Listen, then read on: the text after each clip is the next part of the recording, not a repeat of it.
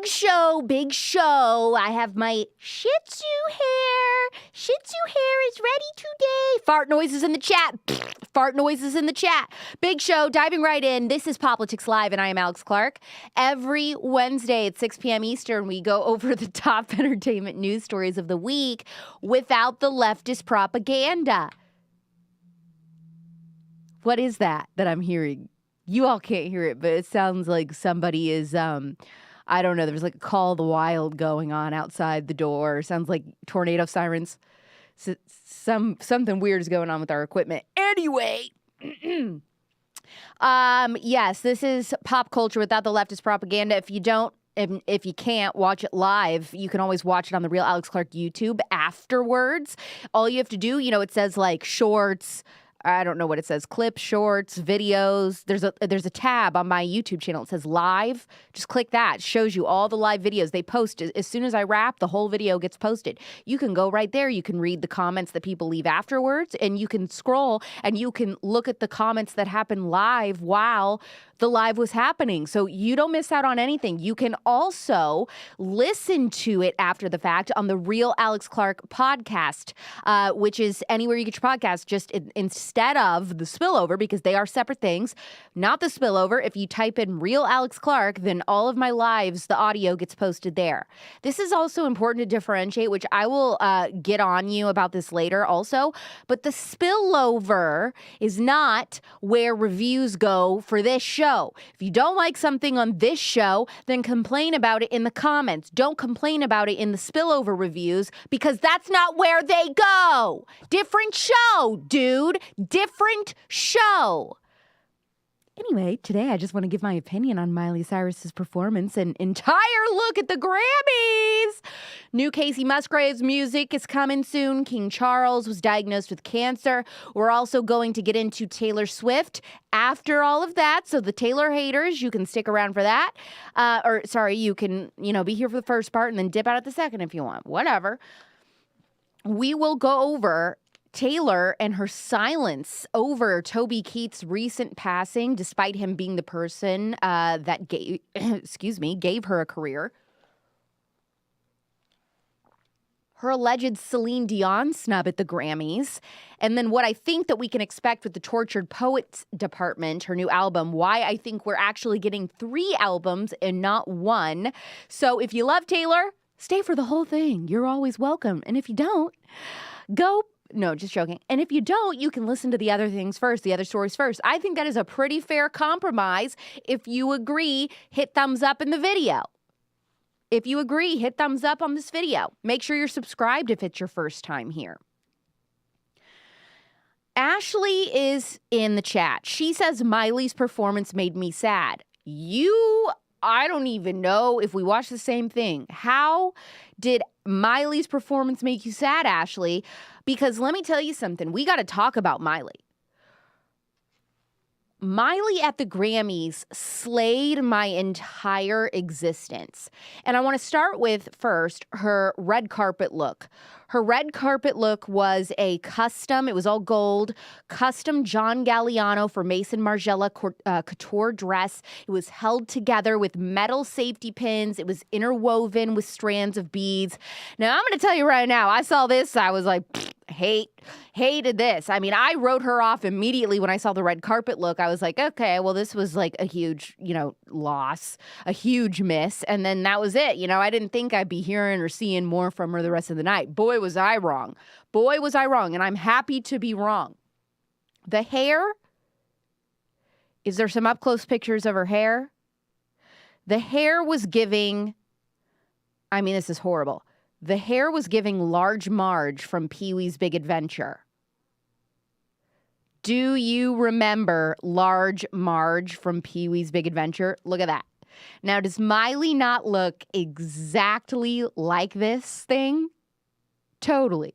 This was like the first scary thing, the first thing in a movie I ever saw as a kid that absolutely scared the crap out of me, when they're in that semi and then Large Marge tells her scary, spooky story and then this thing pops up out of nowhere. I just about peed my pants every time. But that looks exactly like Miley. And I mean, look, the hair was the ugliest I'd ever seen it on her, and I'm no better with my Shih Tzu bun, but I am absolutely not on board with the electric socket look. Now, I am going to be, I think, the reason I took my extensions out, people like don't understand that I had extensions because my hair was like shoulder length, so they're like, that's not extensions because you think extensions only is length. No, I had extensions for thickness. If I took my hair down, it would be like 3 little strands. There was a character on Hey Arnold named Sid, and he had 3 strands of hair, I believe. And that is exactly what I look like with my hair down now. I literally do not have hair on my head. And part of that is because of what I'm going to tease you about what's coming out on the spillover this week. I finally have some information on why that's probably been happening to me. But I took my extensions out because I'm trying to go on a hair growth journey. I think I mentioned this on here. I don't know. If I didn't, whatever, then I'm mentioning it again. Or if I did, I'm mentioning it again. But anyway, I'm on this hair growth journey. So for now, I took my, it's like, I mean, this is how tiny, like thin my hair is. It's this teeny bun. It's like not even a real messy bun. This is as big as my bun gets. So this is what we're working with, and then I think I'm going to order some clip-ins. So sometimes if my hair is up, you'll know I have no extensions in. Then sometimes if I want to wear it down, I'll probably get some clip-in extensions in the meanwhile, and then I'll have long, fuller hair. But anyway, I digress. Miley Cyrus wore 5 outfits total for the Grammys, but for time purposes, I'm only going to bring up that red carpet gold one, and then the dress that she wore for her on-stage performance. I wish I had sound effects. Bada bing, bada boom. Guys, I think this Grammys performance is at the top for her career-wise. I would rank it right up there with her Jolene cover years ago. Like, I gasped when I saw her, and I still hated her hair, but her dress was out of this world. Like, to me, it was giving vintage Cher in the best way. And, you know, Cher always had the most stunning stage outfits, like in the 70s, the most stunning stage outfits.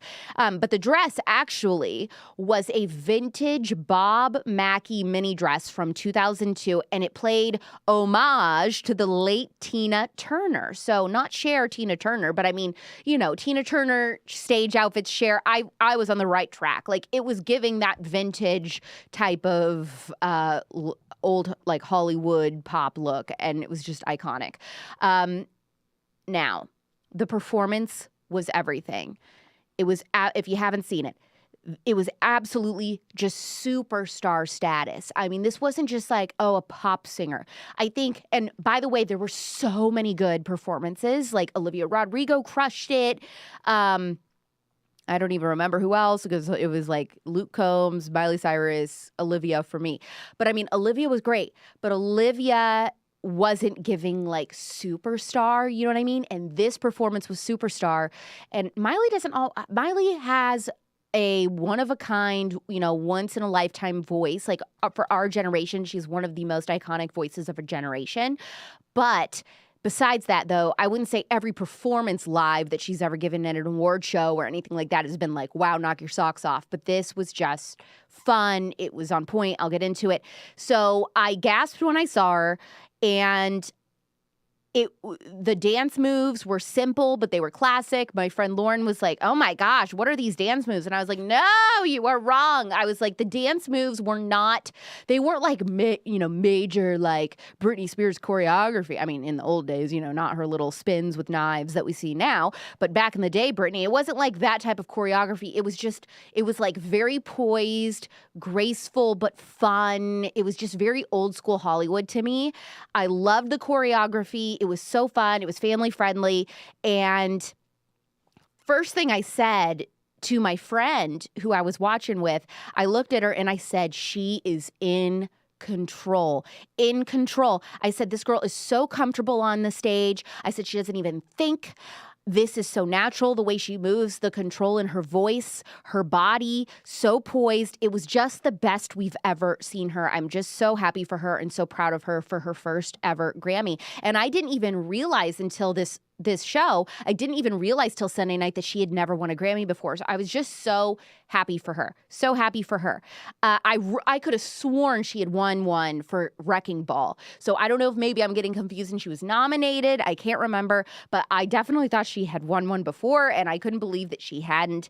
And Flowers, I will say this, I actually hate that song. Like, it's one of those things where you get like too like exposed to it and then you're over it. You know what I mean? You get sick of it, and it was just everywhere. And so I'm sick of it and I hate that song. But the performance was so good that I was like able to set my hate aside. Some of you could learn from me. I was able to set my hate aside for a second and just like really soak it up for what it was and enjoy it despite like being tired of the song. It was just great. Now, I couldn't get over her body. I couldn't get over her body. Put that back up on the screen. Miley Cyrus has raised the bar, along with Lara Trump, I think, for just like women's fitness goals. Am I wrong? This is freaking crazy. Like, I've never been so freaking self-conscious than when I was watching this. I'm like sitting on the couch with my Gumby body like molding into the couch, and I'm like, you know what? I got to do something.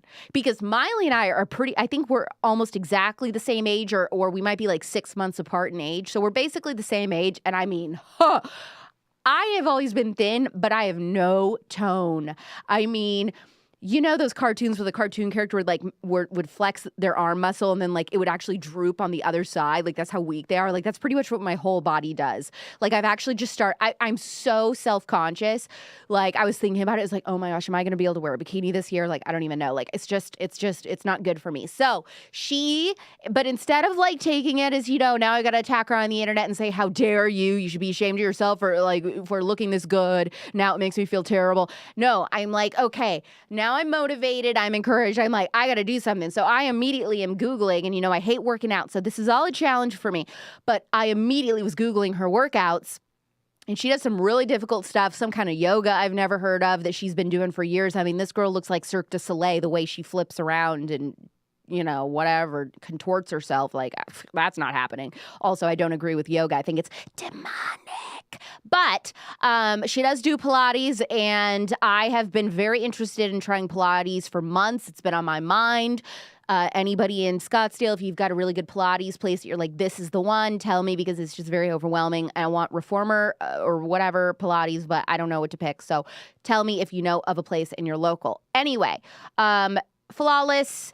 So good. You have to watch this now. So you got to Google the Flowers performance by Miley, and you got to watch the whole thing if you haven't seen it. And then you need to watch Luke Combs and Tracy Chapman perform Fast Car. I was glued to the TV. It was a flawless, wholesome performance. One of the best songs of all time. Luke is a sweetheart. I'm not a country music person, so I'm not like, Luke Combs. Like some of you are just like, Lauren, my best friend, is obsessed with him. Like, she was like thinking of coming to Arizona to see him in concert and all this. I'm like, yeah, I couldn't be me. I'm just not a country music girly, but I thought this performance was incredible. So those were good. Now, what I'm going to do is drop a poll in the chat right now, and I want you to vote which performance was your favorite, Miley or Luke and Tracy. Miley or Luke and Tracy, we're going to put a poll, so don't type it. We're going to put a poll, and then I want you to vote who was your favorite performance, and you have to pick what? Now, I don't even know that I could pick out of those two. It was just so good, but I'm going to torture you and make you.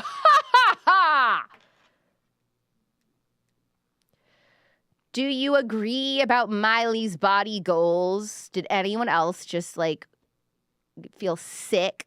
They don't look that good. Lara Trump, I don't know what she's doing, but every time I see her, I'm just like blown away, speechless. All right. Now, Kacey Musgraves teased a new album. She's another singer whose politics I loathe and music I love. Been a fan since Merry Go Round. That was the first song I heard of hers, and I was like, this girl is a songwriter. Holy cow, in that voice, like, just loved her, and I've been a fan ever since. She announced new music the night of the Grammys, and man, was that a mistake. You're like, why? I'll tell you. You don't want to announce new music the same time as Taylor Swift. I bet she really regretted that. Now, of course, she had no way of knowing, but all of Kacey's promotion, she was doing a lot on social media. There was a commercial that played during the Grammys. I can't remember if she said something on stage. I think she did. But see, this is what I mean. Like, I can't even remember. All of her promotion got overshadowed by Taylor Swift, which totally sucks. Totally sucks. Her last album, Star-Crossed, came out in 2021. And then in her new teasers for this new video, all the grassy blue pics, yeah, you can see she's riding a horse, she's writing music, she's laying in a field, butt crack in the wind. Butt crack in the wind, butt crack in the wind, tay-tay in the wind, just butt crack out. And she's holding a guitar, as one does, butt crack in the wind, holding a guitar in a field. That's what we do. Any Kacey fans in the house? I feel bad for her. I'm sure she was upset. It's like, it's not a personal thing. Taylor obviously didn't know that Kacey was doing that, and Kacey didn't know Taylor was doing that. It just sucks. The timing sucks. Like, that was just really unfortunate because otherwise Kacey would have been the only one announcing new music, and that would have been like a really great moment. So I'm sure her team was just so sad about that. And I'm sure Kacey was. And you can like Taylor and respect her and all that and still be like, damn, you know what I mean? I'm sure she was. King Charles was diagnosed with cancer. I know that's like a very jarring, like, whoa, but I'm moving through. King Charles was diagnosed with cancer. Buckingham Palace announced that King Charles has cancer at 75. This diagnosis comes less than a year after finally becoming king. Brutal, brutal. The type of cancer has not been revealed.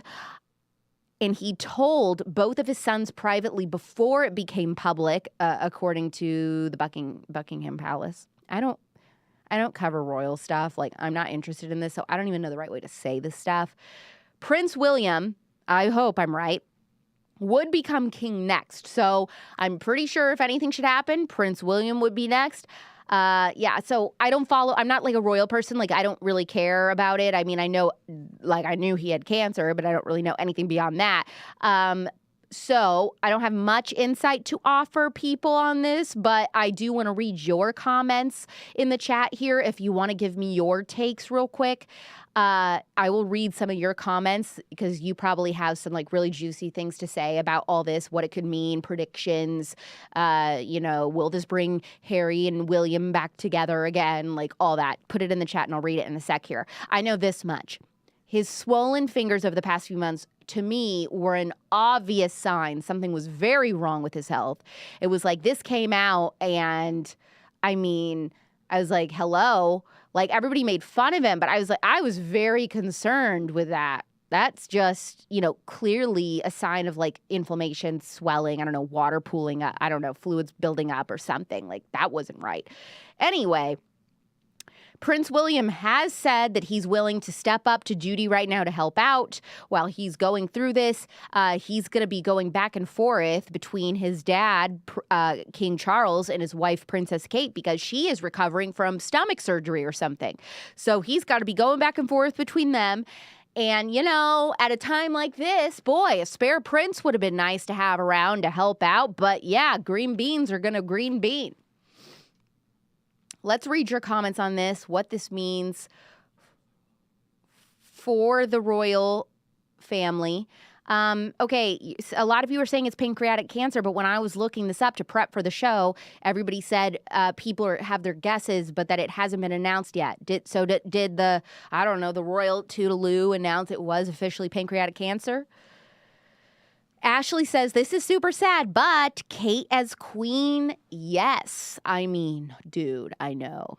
Like, we could, I don't know. It's like, that would be very cool. I think if at least sometime in our lifetime, we're going to get to see that, but I don't know.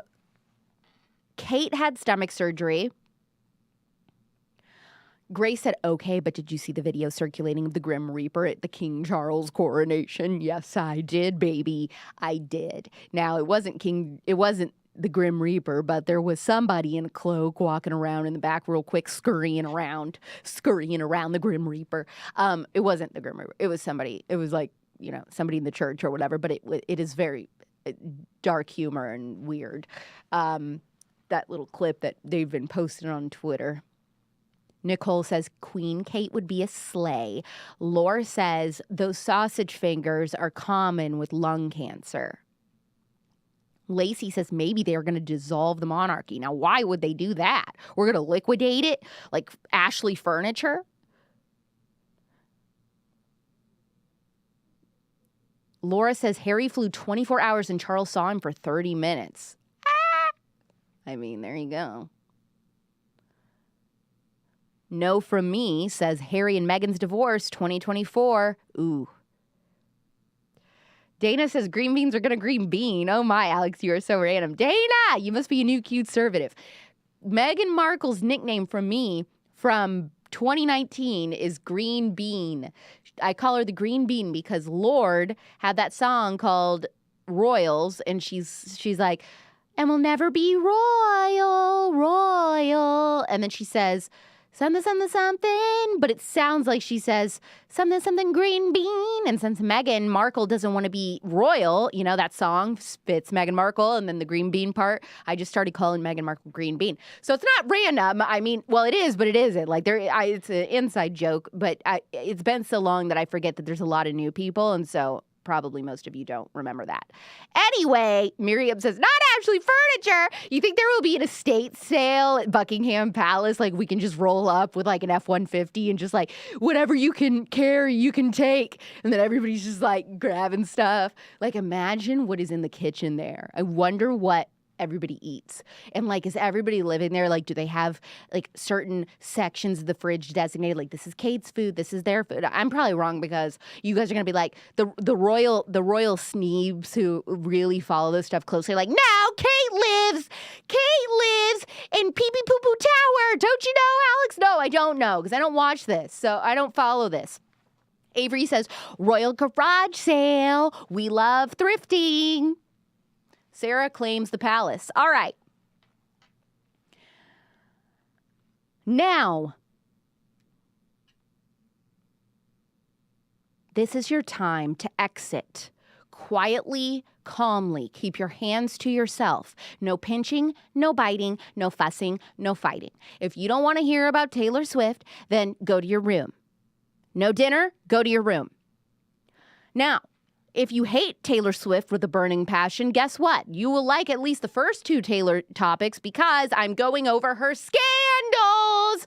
Very scandalous week for Taylor Swift. And it's including coming from me. Some things that I'm like, ooh, I'm unsure about that.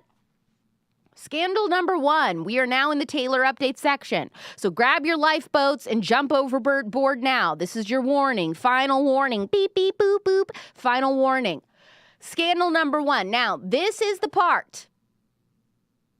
Taylor got into some hot water this week. We're going to start with the interaction between her and Celine Dion at the Grammys when she won Album of the Year. A lot of people felt like it came off as a snub. It was cold. It was rude. Celine was there presenting her with the award. She doesn't even make eye contact with her. She grabs the Grammy and then walks away. She like hugs and interacts with everybody there except Celine, which, it's custom that when you are being given an award at any of these award shows, whoever the presenter is, you hug them and thank them and then take the award. Well, Taylor just took it and then immediately, made her acceptance speech. And of course, Celine is very sick. She has something called stiff person syndrome. It's not going well. She had to cancel her tour. She really hasn't been seen in public or anything because she is so ill. So it was very shocking that she was even there in the first place, could speak and move and walk and all that in general, let alone, then she's presenting Taylor Swift with the Album of the Year. It was a very big deal. And so it was a lot of people were just really turned off by this interaction. So if you missed it, here it is.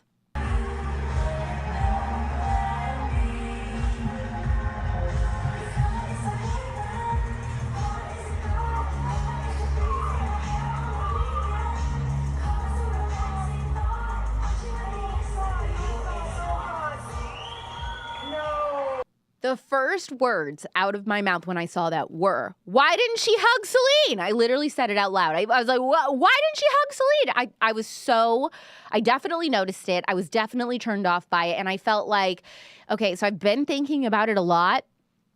I think this was a very human moment for Taylor. And Taylor, what I mean by that is she talks about it herself. She is very methodical. She pre-plans everything. She thinks through scenarios A, B, C, D, E, F, G, and H before every move she makes, and she memorizes what to do in any given scenario. I mean, this girl is like very, very calculated and well thought out, and she overthinks and analyzes all of her public behavior and how it's going to be perceived. I mean, she knows that by now with how famous she is. However, I say this was a human moment. This was a mistake. This was a mistake for Taylor, and I think it was rude. Now, do I think it was on purpose? No, I don't think that she rarely ever makes mistakes like that in public. I mean, the last time she did something like this where it was like, okay, she didn't think this through. There was one time like she actually had too much to drink and she was like drunk. Taylor was trending on Twitter, but she was just being very fun. It was like silly. She was with friends or whatever and had a little too much to drink, and like the videos and the pictures of her dancing and stuff, it was just like clear she was drunk, but it was very cute. Now, with this Celine thing, this wasn't a great moment for her. And then a lot of people are like, well, they seem fine. They got a picture backstage. Okay, they did get a picture backstage. This famous picture backstage right after, which is great. There was a juicy clip I found about some behind the scenes of the situation from this celebrity gossip podcast called The Town. Listen to this. I talked to someone who was backstage, and the Taylor camp knew immediately it was a misstep. And they were scrambling backstage to get a photo of Taylor with Celine Dion, which they promptly put out. And that was damage control for the Celine moment. I absolutely believe that is what happened. I absolutely believe. See, here's the thing about Tree Payne, that's her publicist. Tree has alerts on her phone. As soon as Taylor is trending, people are mentioning her a lot or whatever, any news articles that come out, within 30 seconds, she, accept this award, the clip goes viral, everybody's tweeting about it, she makes her speech. So by the time she walks off stage, Tree has had enough time to say, oh no, public perception bad. Let's get a picture of you two together. It absolutely was. I mean, it was there's no doubt in my mind, like that's what happened. Now, that being said, just because this is PR cleanup, I don't think it was on purpose. I think Taylor was caught up in the moment of, oh my gosh, I won album of the year, and I just announced my album, and it just, it was just a mistake. People make mistakes. So that's on that scandal. Scandal number 2. Country music legend and patriot Toby Keith died from cancer yesterday. Very sad. And I cannot believe Taylor hasn't posted a tribute to him. Why? Because you may not know this, but the reason that Taylor Swift even has her career is thanks to Toby Keith. Now, to refresh your memory, I'm going to play you a 2-minute clip of Taylor Swift in high school explaining the whole story herself. Thanks. I think it's too thin. I need more hair. Hair talk at Hendersonville High is a serious subject for 15-year-old Taylor Swift, considering her hair and face are already in national magazine ads and coming soon to the cover of her first big record. Everything that we should be, I'll bet she's beautiful. That girl he talks about, and she's got everything that I have to live without. She came to Nashville last year writing her own songs, singing them, and hoping someone would like them. Toby Keith did. So much so that he just signed her to his new record label. That makes them partners. You're in the room with him and you can feel it. There's a power there and you're just like, oh my God. So I don't think I'll ever get to a point where I won't see him and be like, oh my God, that's Toby Keith. But you were just a temporary heart for God. We visited Taylor a year ago at Hendersonville High when we thought her talent was special. to burn. Now, a year later, Music Row agrees. Her first record comes out in a few months. She'll tour and start the career she says she's been working for her entire life. All 15 years of it. Most people find out what they're going to do when they're in college, and that's great, you know? But I guess for me, it just came a little earlier, and I'm so thankful for that because this happens to be a dream come true for me. A dream that comes with her own soundtrack. On a Throwback Thursday, Terry Bolger, News 4 Nashville. Now that you've heard that little backstory there, don't you think it is bizarre that Taylor hasn't posted anything, even a tweet talking about what Toby Keith meant to her, what he did for her at the beginning of her career?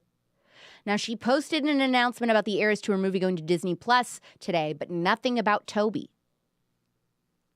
If she doesn't post anything, I think it is because she actually has gotten to a point now where she values politics over people. And that is so disappointing to me that she couldn't put something like that aside for 2 seconds. Now, would the left get mad at her? Like, is she thinking like there's going to be immense backlash if she posts something about Toby Keith? Is that what she's actually scared of? If so, very pathetic and disappointing. I hope that she posts something tonight, but if she doesn't, I mean, this situation definitely will be going into my least favorite Taylor moments folder in my mind, respectively. I mean, you know, right up there with the Equality Act shilling and saying that she, you know, believes in abortion and, you know, coming after Trump. All those moments, they're all in my folder for Taylor.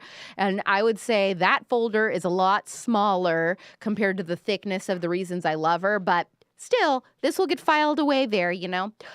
So that's just really disgusting. But there is one more big scandal this week, and it is that Taylor Swift is threatening to sue a 21-year-old Florida college student who has been tracking her every move and location via private jet. Now, this kid says that he is not backing down. He says it's not illegal for me to post, you know, her plane is taken off. She's landed in this city. She's left the city. She's taken off somewhere else. He says it is totally legal and it's public information, and he's not backing down. He says, I'm not going to stop doing this. I'm not apologizing for this. Now, he's known for doing this for a bunch of celebrities. He also did this to Elon Musk. Elon Musk threatened to sue him. And so it pisses off a bunch of celebrities that he does this.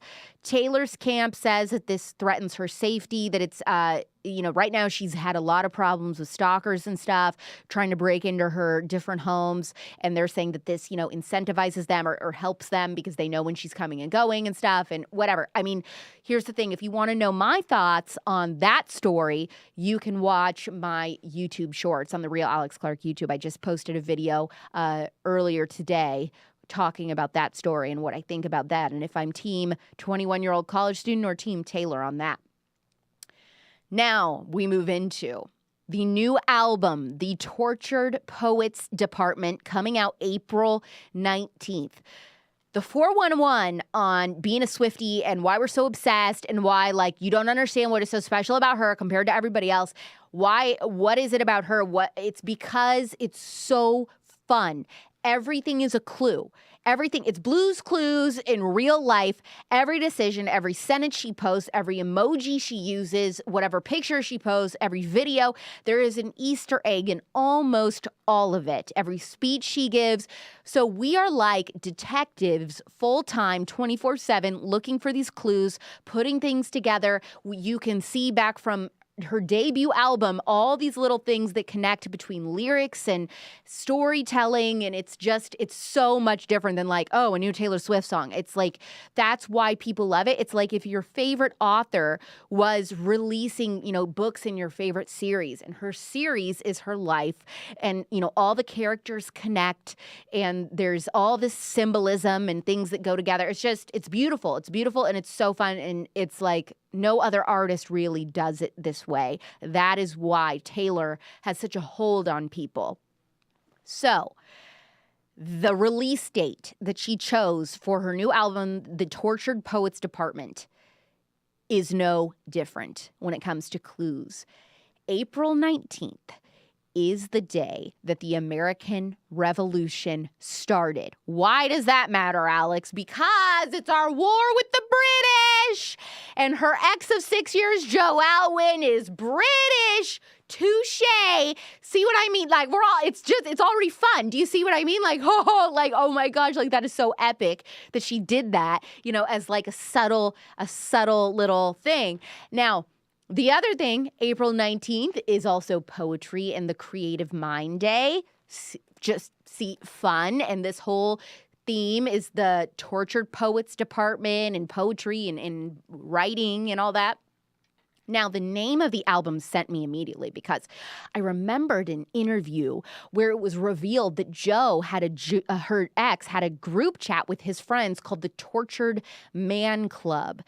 And some source, aka Joe Alwyn, I think. I mean, we don't know, allegedly. This is I'm speculating. But a source told Daily Mail this week that, well, the source is just hoping this album isn't about Joe because, he's very angry. He doesn't want, or he knew that she didn't like that group chat name and that she was worried if the public ever found out that they would think it was about her. And of course, then it was revealed in an interview that he was doing, I think, or one of his friends did an interview. I don't remember who leaked it, but it was leaked officially while they were dating that he had this group chat. It pissed her off because she's like, great. Well, now, of course, what do you think everybody's going to think? Like that you have this to talk about me. So he's like, I haven't spoken a word about this relationship since it ended. I would hope that she would have the decency not to write an album, her life's work. I hope you would this is like how you therapeutically get through life like any other singer-songwriter in history, writing about your romantic, relationships. It's like, oh, I hope Taylor would make an exception for me. Only the biggest relationship of her life, the guy that she wanted to marry. I mean, please, this guy is the worst. So he said, I just hope she wouldn't say anything bad about me because I haven't said anything. And then I was like, oh, you are joking me. He proceeds to, or the source proceeds to say, he did a lot. He won a Grammy for helping her with her songwriting on her albums that came out during the pandemic. Like, the source took credit for the Grammys won for him and not Taylor. Like, said his Grammy or whatever. And I was like, oh, hell no. Like, that was beyond. And I know that pissed Taylor off. And then he said, like, he would, or the source, I keep saying he, because I think it's him, but, or, his PR, his publicist, speaking on behalf of him, which is what Taylor's does for her all the time. Like, when they release things to say, a source says Taylor thinks Travis Kelce's hot. Like, that's Taylor saying that, Anyway, the source said, he was like, and Joe would very much like to be excluded from this narrative that he doesn't want to be a part of or whatever. Basically, like, using Taylor's words against her because that's what Taylor said about the Kanye situation. She was like, I'd very much like to be excluded from this narrative, right? So it was just like that was his like F you to her. And I think it's funny, saying like, well, Joe is still holding out hope that this album isn't trashing him because he hasn't said anything about her since their breakup. What do you think this was? What do you think the other articles that have come out where it's like, Joe thinks this or whatever, like, they're all him. Like, so him playing this game, and Taylor knows it's a game that, he hasn't been talking about her, is just BS. Based on the track titles that have been released, and what I think is Taylor saw that article, that interview with the source, and she was like, oh, you are nervous about what this album is going to be about and if it's going to be about you. Well, I'm going to drop the titles of all the songs. I'm going to drop the track list right now, same day, and I'll give you something to be nervous about. That's what I think happened, because I don't think she has never, ever in albums before dropped the track list that soon. She always usually does like a big reveal where she like drops or reveals song titles a little at a time, one at a time, over time. So I don't think that was part of the plan. I think that interview came out on the Daily Mail and she was like, hell no. based on the titles that have been released, I think it's safe to say Jobless Alwyn is going down. Track 5 is called So Long London. Now, of course, she has London Boy, where she's gushing about him. I love London Boy. And now she's got So Long London, the city that she loves so much. She's saying, so long, I'm done. Besides touring, I'm over it. Track 5, by the way, is always saved. Some of this is like Swiftie 411 or like basic Swiftie 101, I should say, for like seasoned Swifties. So sorry about that. But I'm trying to, for the people that are curious, that are new, I'm trying to give a little, context here. Track 5 has a reputation on her albums for always being her most emotional song on the album. It's always particularly gutting. Think All Too Well. All Too Well on the Red album was a track 5. So that gives you some context. So the fact that So Long London is the title of the number 5 song, oof. Then there is a song called But Daddy, I Love Him. But Daddy, I Love Him. Which, of course, is a quote from Ariel from The Little Mermaid. When she gives up her voice for who? A man she loves. It's getting good. Joe kept her in a basement. He didn't let her be bejeweled. You know the thing. You know the thing. As Joe Biden would say, you know the thing. She said in her Time magazine interview, which was a real big dig, she said, I'll never get that time back. The time that they didn't leave the house, that they never were seen in public together. They hid from the paparazzi. They never, they were like 2 times ever seen photographed going out to eat. They door dashed it up or whatever they were doing, but they didn't leave. And he never wanted to speak to the press about her. He never wanted to praise her publicly for any award she won, for any album she came out with during the whole 6 years they were together. Nothing. There was nothing. He did nothing. And so, she was like, I'll never get that time back. And then now she's got this, But Daddy, I Love Him, which, by the way, this is all speculation. We haven't heard the song yet. It could be anything else. It doesn't mean that she's, referencing Ariel from The Little Mermaid. We are guessing. Could be totally wrong, but I'm just guessing. Here's the other thing. Taylor dressed up 2019 Halloween. She had a Halloween party. She told everybody to come dressed as their favorite their favorite childhood characters. Guess who Taylor dressed as? Ariel from The Little Mermaid. Guess what year The Little Mermaid came out? 1989. Do you see what I mean about the clues? It's like a full-time job puzzling this stuff. It's so fun. I don't do crosswords. I have Taylor Swift. See? So that is the But Daddy, I Love Him. And then the other one I want to talk about before I get into my theory on there being 3 albums and not 1. There is a song called Clara Bow. Now, if you don't know who Clara Bow is, I actually did an entire YouTube video last spring on Clara Bow and other people, but it was all about It Girls, the history of the It Girl. And Clara Bow was the first ever It Girl. The reason we have the name or phrase or whatever moniker It Girl is because of Clara Bow. She was a silent film actress in the 20s. And, Taylor Swift obviously is an It Girl of our time. So I'm sure there's some things that Taylor relates to on that. And here's where it gets interesting. Remember I told you Ariel had to give her voice up for a guy? Clara Bow was a very famous silent film actress. She had a mental breakdown and had to go to a mental hospital because people wouldn't stop prying into her romantic relationships. She ended up quitting the entire film industry and then lived out a quiet, simple life. Lots of parallels here between Clara and Ariel, being a woman who is forced to give up your voice or be quiet for a man. Now, in Clara's time, if you have to read like a lot about her, I just don't have time to go into like the whole biography of Clara Bow, but I would encourage you because it's really interesting. Clara, she talked a lot about problems she experienced with men in the movie industry in that time. Just they would call her stupid, a dumbbell. I don't remember, 1920s insults. I don't remember what the heck they were. But she just talked about that a lot and how disrespected she felt all the time. And I'm sure Taylor relates to that.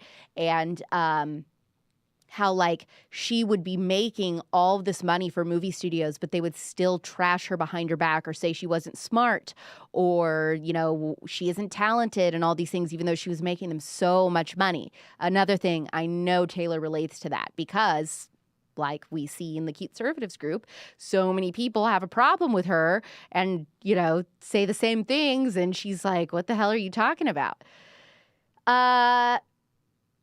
So Clara drops out of public life and she goes basically into hiding and just has a family, gets married and whatever. And now Taylor, here's my prediction. I think Taylor, this song, which all we know is the title again, so when it comes out, we'll find out. But I think she's singing about Clara because she feels a lot of similarities to her. I think Taylor probably thinks about that on hard days or hard times in her life and her career. I know definitely with Kim Ye, she thought about quitting altogether and just bowing out of the spotlight. She probably relates to Clara and is going to sing a song about how she's thought about doing what Clara did and relates so much to Clara's life. And what if I just were to leave everything? Would everybody just be happier if I was gone? Should I just give it all up and get married and, never perform again? But Taylor won't do that. I also think she now twice, last night in Tokyo and also during her Grammys acceptance speech, she made a point to say, I love doing this so much. I have so much fun. I don't have any plan to stop anytime soon. So I think Taylor said that on purpose because she knew we'd be looking into Clara Bow, and Clara Bow dipped out and she doesn't want people freaking out she's going to do the same thing or is planning on doing that same thing. But I also think Taylor can't. She might think wouldn't it be nice if I was able to just do that? But Taylor can't do it. And we know this as Swifties because she is a mirror ball shining just for us. She lives for the praise. She lives for the applause. She feels like Tinkerbell. If people aren't clapping and showing up for her, then she will die. And so that's something a lot of, I think, famous people relate to. And so I can't explain Taylor's symbolism in 5 minutes, all the things throughout her career. But those are a few song titles that have me really, really, really excited. I am stoked. There's other things too, like LOML, Love of My Life. That's what that acronym means, is Love of My Life. That's one of the song titles. But I think that she's going to switch it and be like, you were the love of my life. Now you're the loss of my life. How do you go from being the love of my life where you spell it out, it's big like that, to just an acronym? Because an acronym would mean you're diminishing, the full word, right? You're shrinking it down. And so if the love of your life just becomes LOML, love of my life, what does that mean? Again, I'm just making all this up. Totally may not be right. But it's fun to speculate until we get some songs. Now, last but certainly not least, last thing I want to say about the new album, there is a theory, and it's not I didn't come up with this, but when I saw it, I was 100% believe. There is a theory that Taylor isn't releasing just one album this spring, but 3, or at least 3 this year. And I believe this is true. A girl on Twitter, her handle is Coney Island 131, posted a full thread. It is very long, so I can't read all of it on here or anything. I'm just going to tell you to go look at it yourself. But this girl posted a full thread where she lays out the evidence that this is happening, that we're getting 3 albums instead of 1. And if this is not rock solid, what she shares, I will be shocked because, dang, this is good. Everything she points out that Taylor has been hinting at over the last couple years and recently, and even within this cover and stuff, it's bro, this is totally real. So what I will say now, based on that, so that was her idea for the 3 album thing. I don't want to take credit for that. But what I will take credit for, unless somebody said it out there in the ether that I don't even know because I haven't seen it, but in my head, what I've thought of, so I'd like to think I'm the first one to think of it. I think that there's going to be 3 albums this year. I think that one will be about Joe, which is this one. I think the second one will be about Maddie Healy, her rebound relationship. And then 3, Travis.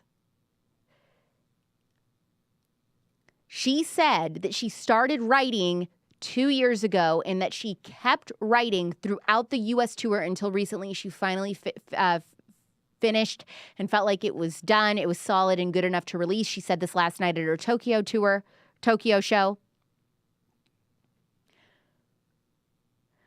I'm not saying that she's breaking up with Travis Kelce. I'm just saying that she's going to write about at least the beginning stages of their relationship. Maybe he will get an album. Or maybe all three are going to be about the 6 years with Joe. I mean, that's also entirely possible. She has a lot to say. That's a very long relationship. Maybe. But I think it would be smart to do one album on him, to answer, questions about that rebound relationship, that weird relationship with Maddie Healy late last spring, and then get into the beginning stages now of falling in love with Travis. Couple things, and I know that some people want to speculate, well, this is because it's a PR relationship, whatever. Look. Whatever you think about that, forget, I don't think it is a PR relationship, but what I will say is that she's not dumb, and even if you are truly, really in love, it would be smart in the height of all of this buzz to go ahead and drop music, at least some music, about that, since everybody's talking about it and making up their own conclusions and stuff about your relationship. It would be smart from a, business standpoint. So that's what I think. I'm going to guess 3 albums, one about each guy. She also has a song on the album called Florida with 3 exclamation points. I also think the 3 exclamation points is a hint. 3 albums. That's one of the things this girl says. But anyway, the Tampa show, she played Tampa, Florida right after the press announced that she and Joe had broken up officially. So I think that song is going to be about doing a show totally devastated, or whatever, once the news came out. She also has a song called I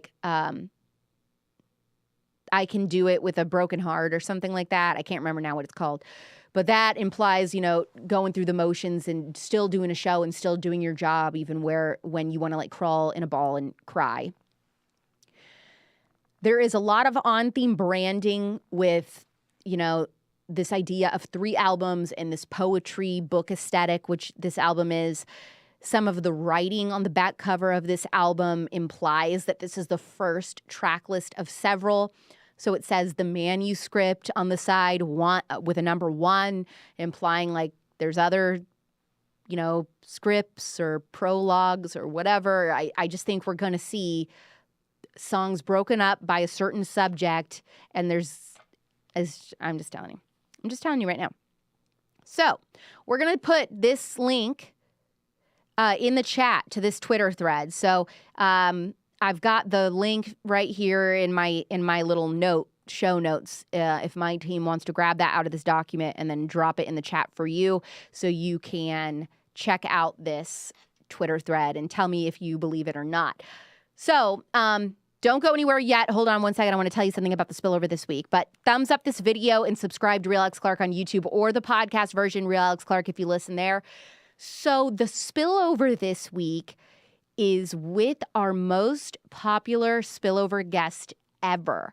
The clips for this episode went crazy viral, and he is back to talk all about hormone testing, how and where and why you should do it, what vitamin deficiencies could be causing different problems for you, and also he tested my hormones, which is the first time that I have ever done that. So he tested my hormones. The results were shocking. Now I have to implement a lot of life changes.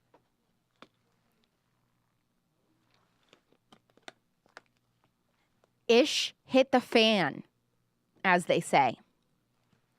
That episode is going to drop tomorrow night at 9 p.m. Pacific, midnight Eastern. So I think you guys are really going to like that. It's an episode for men and women about hormone testing. It's beneficial for both men and women to do it, which I didn't know until this interview. So that's good. So listen to it with your mans. By the way, no Politics Live next week. I am traveling to Charlotte and Austin to record 2 different spillover episodes with guests who live in those cities. So for one reason or another, they couldn't travel to me because I like to do my interviews in person if I can, unless they're like so important. Like once in a while, it's somebody like that I want so badly. Like I don't care if the only way they'll do it is virtual, we'll do it. Not this week, but next week's will be like that. But it's like somebody that you guys are going to be like ripping your hair out in a good way and like pooping your pants in a good way because you're going to be so excited because this is somebody you guys really want. It's a subject you've been asking for over a year, and it's somebody that I really want. And I have been hinting for weeks that I am going to be interviewing her. So she's one of those people that's like big enough and like important enough, the subject matter for my audience, that I'll do it virtual. But these 2 people I'm traveling to see, one of them just like couldn't travel to me, so I'm just going to her because she's a big enough deal that I want the interview. The other person is what it is that they specialize in happens in Austin. It's based out of Austin, and it's so cool visually that I was like, I have to be there to see what it is that they do so we can get it on video for the interview. So during the interview, there's going to be a lot of B-roll, well, if you don't know what B-roll is, I don't know, Google it. I don't know how to explain it. But there's going to be video of like what it is that I'm talking about with them as the interview is happening, which is cool. So that's why I'm traveling, and I'll make a vlog, although I don't know that you guys care about my vlogs. We're going to find out. If you do like them, watch it. And if you don't, then I guess you don't. And then people will find out that you don't like to watch them. I'm not convinced that you like them. So if I'm wrong, because I don't really want to do them anymore, but if I'm wrong, then you have the chance to prove them. You have the chance to prove the suits wrong and say, no, we like Alex doing this. And so Alex, you got to buck up and you got to do it. So it's really up to you. It's on you. But there is going to be a vlog of my travels and things that I do and shop and whatever, eat and explore in the cities. And then so anyway, no Politics Live next week, but we will be back on Wednesday the 21st, 2 days before my birthday. And no posting about my birthday. I don't want anyone to acknowledge it, please.